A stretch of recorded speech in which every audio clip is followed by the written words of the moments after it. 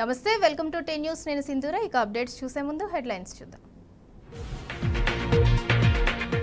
తెలంగాణ హక్కుల కోసం ఢిల్లీలో పోరాడేది బీఆర్ఎస్ఏ ఎంపీ ఎన్నికల్లో గెలుపే లక్ష్యంగా పనిచేయాలన్న నేతలు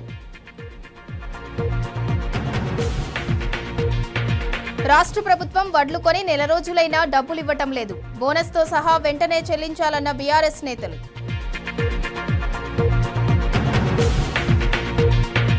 దళిత బంధు లబ్ధిదారుల ఆందోళన రెండో విడత నిధులు విడుదల చేయాలని డిమాండ్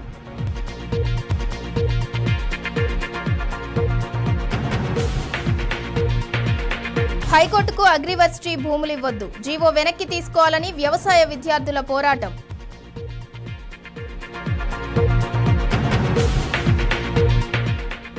ట్రాఫిక్ నియంత్రణకు ప్రజలు సహకరించాలి వాలంటీర్లు ముందుకు రావాలన్న హైదరాబాద్ సిపి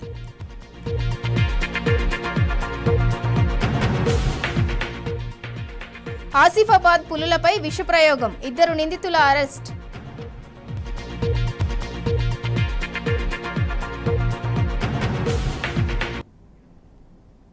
రైట్ ఇక అప్డేట్స్ చూద్దాం తెలంగాణ ప్రజల ప్రయోజనాలు కాపాడాలంటే బీఆర్ఎస్ తోనే సాధ్యమన్నారు మాజీ మంత్రి ఎమ్మెల్యే హరీష్ రావు తెలంగాణ భవన్లో జరిగిన మహబూబాబాద్ పార్లమెంటరీ పార్టీ స్థాయి సమావేశంలో ఆయన పాల్గొన్నారు తెలంగాణ ఏర్పాటు వేళ పరిస్థితులు ఎలా ఉండేవో ఇప్పుడెలా ఉన్నాయో అందరికీ తెలుసన్నారు అసెంబ్లీ ఎన్నికలు స్పీడ్ బ్రేకర్ మాత్రమేనని భవిష్యత్తులో అధికారంలోకి వచ్చేది బీఆర్ఎస్ మాత్రమేనని స్పష్టం చేశారు ఒక్క మహబూబాబాద్ పార్లమెంట్ పరిధిలోనే 4 మెడికల్ కాలేజీలు ఇచ్చిన ఘనత బీఆర్ఎస్ ప్రభుత్వానిదేనని తేల్చి చెప్పారు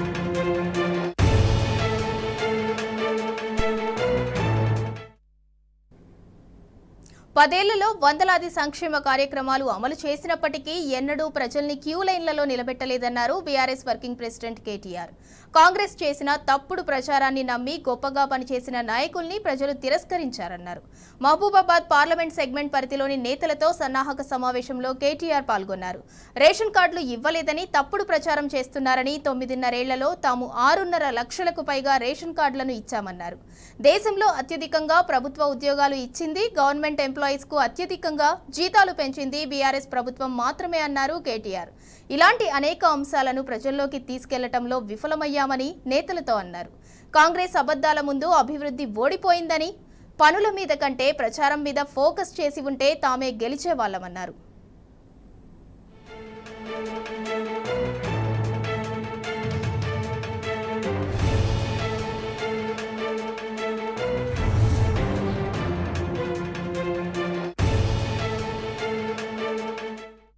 బీఆర్ఎస్ హయాంలో ప్రజల సౌకర్యమే చూశాం కానీ రాజకీయ ప్రయోజనం ప్రచారం గురించి ఎన్నడూ ఆలోచించలేదన్నారు కేటీఆర్ బీఆర్ఎస్ కు 3వ వంతు సీట్లు వచ్చాయన్న కేటీఆర్ 14 స్థానాల్లో గరిష్టంగా 6,000 ఓట్ల తేడాతో ఓడిపోయామన్నారు మొత్తంగా కాంగ్రెస్ కు బీఆర్ఎస్ కు మధ్య తేడా కేవలం 1.85% మాత్రమేనని తెలిపారు కేటీఆర్ స్థానిక సంస్థల నుంచి అసెంబ్లీ దాకా బీఆర్ఎస్ కు బలమైన నాయకత్వం ఉందని అన్నిటికీ మించి కేసీఆర్ లాంటి గొప్ప నాయకుడు మనకున్నారని నాయకులకు తెలిపారు మహబూబాబాద్ పార్లమెంట్ ఎన్నికలే బీఆర్ఎస్ గెలుపుకు సోపానం కావాలన్నారు కేటీఆర్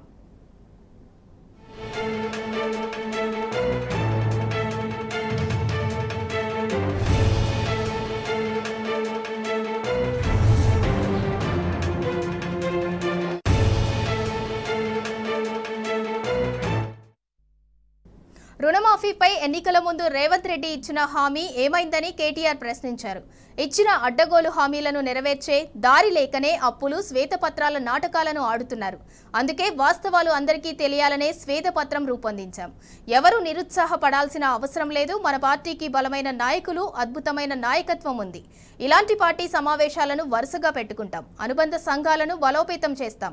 పార్టీకి అన్ని వర్గాలను దగ్గరయ్యేలా కార్యక్రమాలు చేపడతాం. గిరిజనులకు స్థానిక సంస్థల రిజర్వేషన్లతో పాటు పోడు భూముల పట్టాల పంపిణీ, అనేక ఇతర సంక్షేమ పథకాలు, అనేక కార్యక్రమాలను మన ప్రభుత్వం గతంలో అందించింది. అయినా గిరిజనం ఎక్కువగా ఉన్న చోట్ల కూడా ప్రజలు పూర్తి మద్దతు మనకివ్వలేదు. ఇలాంటి వాటన్నిటిని విమర్శ చేసుకుని ముందుకు పోతాం.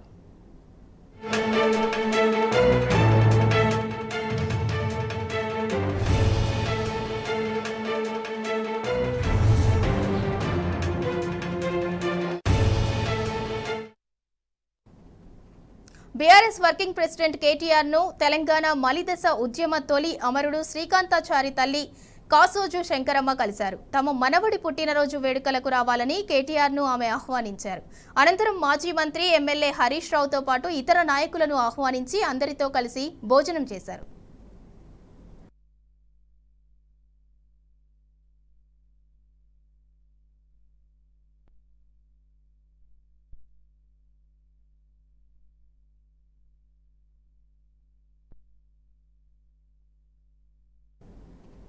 ఎమ్మెల్యే కోటాలో ఖాళీగా ఉన్న 2 ఎమ్మెల్సీ సీట్లకు ఉప ఎన్నికల నోటిఫికేషన్లు విడుదలయ్యాయి. కేంద్ర ఎన్నికల కమిషన్ సూచన మేరకు 2 సీట్లకు విడివిడిగానే ఎన్నికలు జరగనున్న నేపథ్యంలో నోటిఫికేషన్లను విడివిడిగానే జారీ చేశారు. ఈ నెల 29న పోలింగ్ జరగనుంది. ఈ నెల 18 వరకు నామినేషన్ల స్వీకరణ కార్యక్రమం ఉంటుంది. 19న నామినేషన్ల పరిశీలిస్తారు. 22న నామినేషన్ల ఉపసంహరణకు గడువు ఉంది. పోటీ చేసే అభ్యర్థిని 10 మంది ఎమ్మెల్యేలు ప్రతిపాదించాల్సి ఉంటుంది.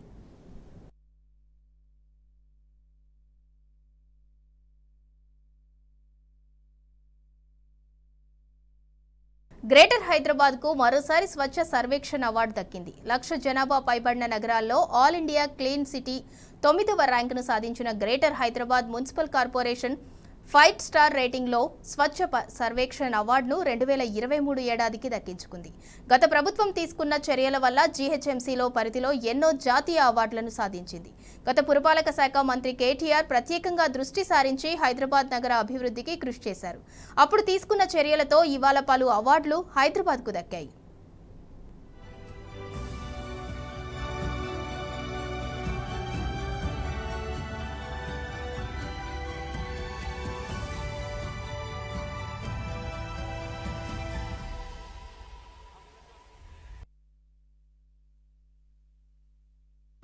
We warmly invite the delegation from the city to the stage. Please extend your warmest applause to celebrate their achievement.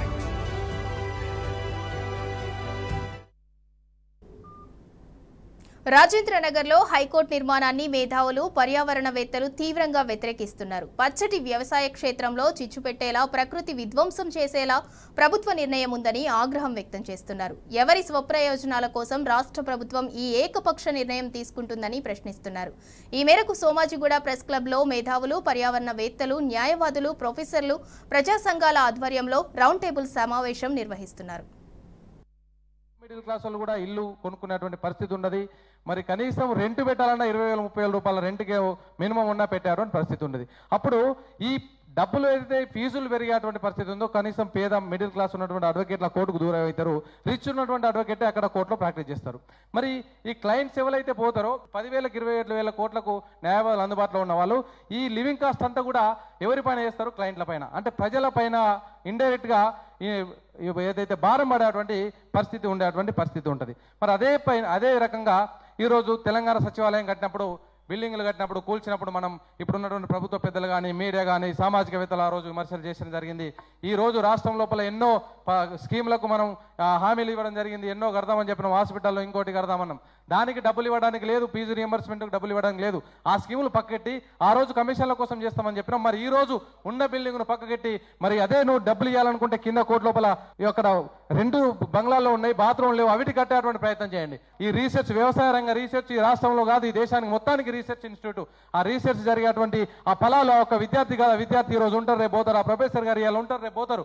ఇది రాష్ట్రం మొత్తానికి, దేశాన్ని మొత్తానికి ఒక వినూత్నమైనటువంటి వంగడాలు వచ్చి ఒక విప్లవం, వ్యవసాయ విప్లవానికి అదొక దోహదం చేసే విధంగా ఉంటుంది. ఇప్పటికే అక్కడ వచ్చేటువంటి ఆక్సిజన్, అక్కడ ఉన్నటువంటి పర్యావరణము ఒక యూనివర్సిటీకి సంబంధించింది కాదు, ఈ రాష్ట్రానికి. తద్వారా ఈ పర్యావరణం అనేది ప్రపంచానికి మొత్తానికి. కాబట్టి ఈ అంశాలపైన ఆ రోజు తెలంగాణ ఉద్యమం చేసినప్పుడు కూడా నలుగురితోనే ప్రారంభమైంది.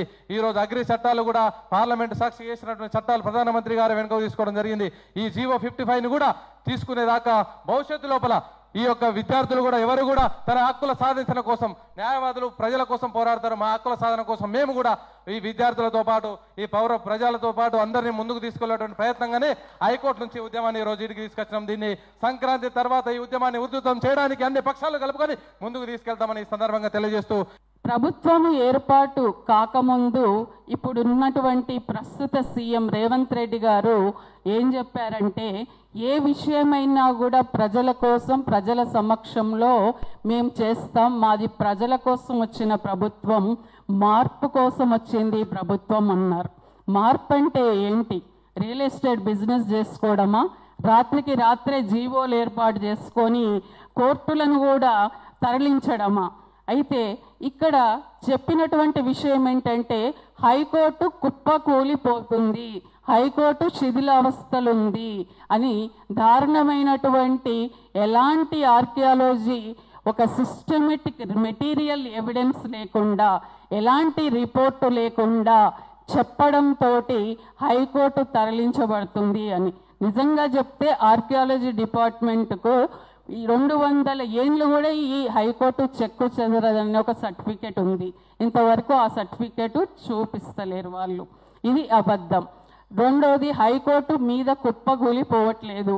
ఒకవేళ మేము షిఫ్ట్ చేస్తే ఈ గౌరవనీయులైన సీఎం గారు ఏం చెప్తున్నారు, లోవర్ కోర్ట్స్ వచ్చి అక్కడ ఉండొచ్చు అని. అంటే హైకోర్టులో ఉన్న అడ్వకేట్స్ మీదనేమో హైకోర్టు భవనం కుప్పగూలిపోతుంది, కానీ లోవర్ కోర్ట్స్ వచ్చి అక్కడ నడిపిస్తూ ఉంటేనంట వాళ్ళ మీద కుప్పగూలిపోదంట.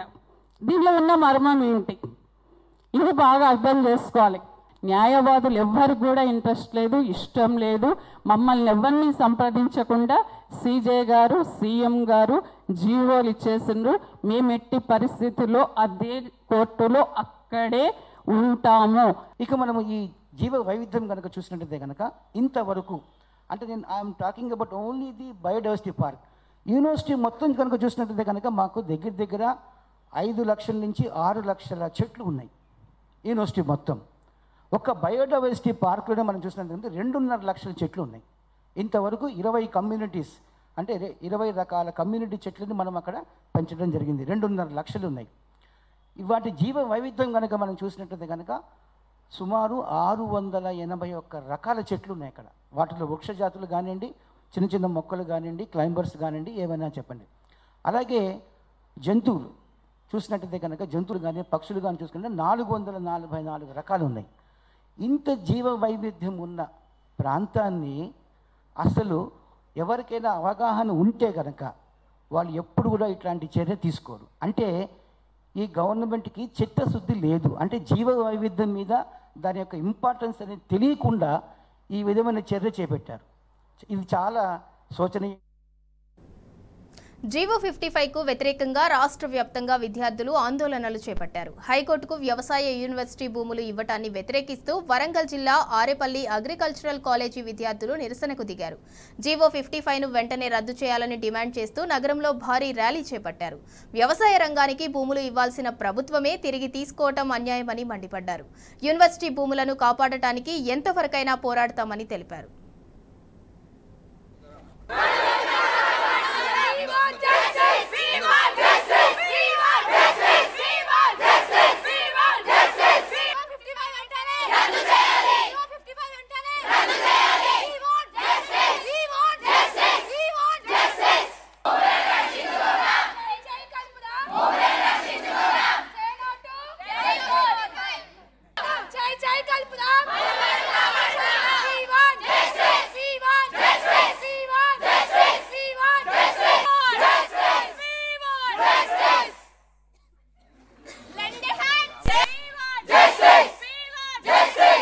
మాకేం కావాలంటే మా భూములు కాకుండా వేరే భూములు, ఈవెన్ గవర్నమెంట్ షాద్నగర్ ఏరియాలో 200 ఎకరాల గవర్నమెంట్ భూములు చాలా ఉన్నాయి, అక్కడ వేసుకోండి. మా బయోడైవర్సిటీ, మాకున్న కాలేజ్కి అది బయోడైవర్సిటీ.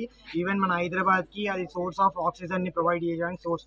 ఒక్క చెట్టు ఎంత ఆరోగ్యం, ప్రతి ఒక్కరు అంటారు ఒక్కొక్క చెట్టు నాటితే ఎంత ఉంటుంది. అదే 100 ఎకరాలు మీరు ఒక్కటేసారి తీయడం వల్ల మాకు చాలా డిస్టర్బెన్స్ ఉంటుంది. రేపు పొద్దున ఫ్యూచర్ జనరేషన్ మేము కష్టపడేదే రైతుల కోసం.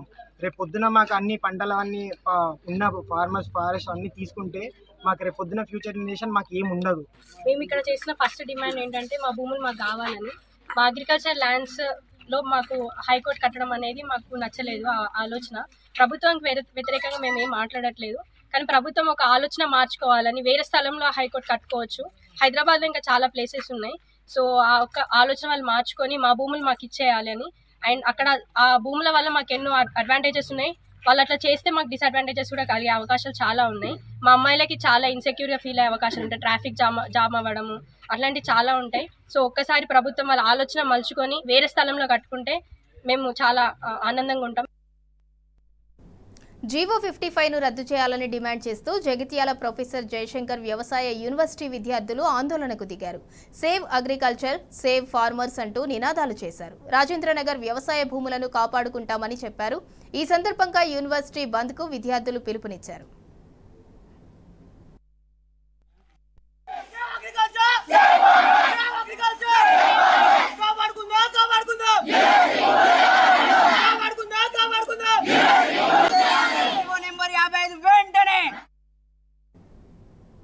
రాజేంద్రనగర్ అగ్రికల్చర్ యూనివర్సిటీలో విద్యార్థుల ఆందోళన 3వ రోజుకు చేరింది. హైకోర్టు నిర్మాణానికి 100 ఎకరాలు కేటాయించి ప్రభుత్వం విడుదల చేసిన జీవో 55ను వెంటనే రద్దు చేయాలని డిమాండ్ చేశారు. యూనివర్సిటీలోని ప్రొఫెసర్ జయశంకర్ విగ్రహానికి పూలమాల వేసి వినతి పత్రం సమర్పించారు. తరగతులను బహిష్కరించి విద్యార్థులు ధర్నాలో పాల్గొన్నారు. వెంటనే జీవోను రద్దు చేయకపోతే పెద్ద ఎత్తున ఉద్యమిస్తామని స్టూడెంట్స్ హెచ్చరించారు.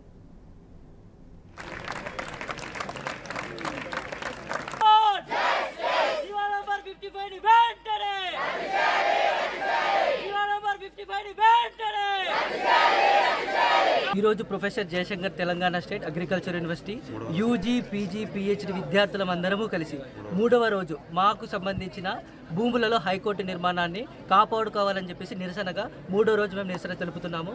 అయితే ఇక్కడ ఏంటంటే వీళ్ళు పాస్ చేసిన జీవో నంబర్ 55 ప్రకారము మా యూనివర్సిటీ ల్యాండ్లో 100 ఎకర్స్లో హైకోర్టు నిర్మాణాన్ని చేపడదామని గవర్నమెంట్ తెలిపింది. అయితే మనం లైక్ ఈ 100 ఎకరాల ప్రాంతంలోనే మాకు agro biodiversity park, agro forestry, అదేవిధంగా medicinal and aromatic plant research station, ఇలా నెంబర్ ఆఫ్ రీసెర్చ్ స్టేషన్స్ ఇక్కడ ఉన్నాయి. సో యాక్చువల్గా మనం ఈ ల్యాండ్ని మనం ఏమంటామంటే రాజేంద్ర నగర్ని లంగ్స్ ఆఫ్ హైదరాబాద్ అంటాం. అటువంటి కట్టడాలు ఇక్కడికి వస్తే, ఇటువంటి ఎన్విరాన్మెంట్ డిస్టర్బ్ చేస్తే మన ఎకోసిస్టమ్ అనేది డిస్టర్బ్ అవుతుంది. మన యాజ్ ఏ అగ్రికల్చర్ స్టూడెంట్స్గా మా అందరి బాధ్యత ఏంటి? ఈ అగ్రికల్చర్ ఎకోసిస్టమ్ని బ్యాలెన్స్ చేసుకుంటూ, బయోడైవర్సిటీని కాపాడుకుంటూ, మేము రీసెర్చ్ చేసుకుంటూ రైతాంగాన్ని మేము వాళ్ళని రక్షించుకోవాలని చెప్పేసి, వాళ్ళకు కొత్త రకాలైన వంగడాలను క్రియేట్ చేయాలని చెప్పేసి మేము కష్టపడతా ఉంటే అట్లాంటి భూములను ప్రభుత్వం స్వాధీనం చేసుకొని హైకోర్టు నిర్మాణాన్ని చేపట్టడం అనేది ఇది వ్యతిరేకం. మేము హైకోర్టు నిర్మాణానికి వ్యతిరేకం కాదు, కానీ మా యూనివర్సిటీ ల్యాండ్లలో హైకోర్టు నిర్మించడం అనేది దీనికి మాత్రమే వ్యతిరేకము. ఈరోజు మేము పీజేటీఎస్ఏయు యూజీ, పీజీ మరియు పిహెచ్డి విద్యార్థులందరం మా తరగతులను, మా రీసెర్చ్ని అన్నింటినీ ఆపేసి, అన్నింటిని బహిష్కరించి ఇక్కడ వచ్చి ఇంత భారీ ఎత్తున మేము ఒక పీస్ఫుల్ ప్రొటెస్ట్ చేయడానికి, మా నిరసన తెలపడానికి కారణం జీవో నెంబర్ 55. రీసెంట్ గా గవర్నమెంట్ జారీ చేసిన జీవో నెంబర్ 55. అందులో ఏముందంటే 100 ఎకరాల భూమి, మా సర్వే నెంబర్ 41, 42, 43, 44లో ఉన్న 100 ఎకరాల భూమిని నూతన హైకోర్టు నిర్మాణానికి కేటాయించాలని ఆర్డర్స్ జారీ చేసింది గవర్నమెంట్. మేము హైకోర్టు నిర్మాణానికి కానీ గవర్నమెంట్కి కానీ వ్యతిరేకం కాదన్నా. మా బాధ ఏంటంటే ఆ 100 ఎకరాలల్లా బయోడైవర్సిటీ పార్క్ ఉంది, అగ్రో బయోడైవర్సిటీ పార్క్ ఉంది, అగ్రో ఫారెస్ట్రీ ఉంది. అంతేకాకుండా ఔషధ మరియు సుగంధ ద్రవ్యాలు అంటే medicinal and aromatic plants station ఉంది, రీసెర్చ్ స్టేషన్ ఉంది. చాలా రకాల మొక్కలు, ఔషధ జాతులు ఎన్నో రకాలుగా ఎన్నో సంవత్సరాల నుంచి కాపాడుకుంటూ వస్తున్నాము. ఇవి Telangana express updates. Keep watching tea news.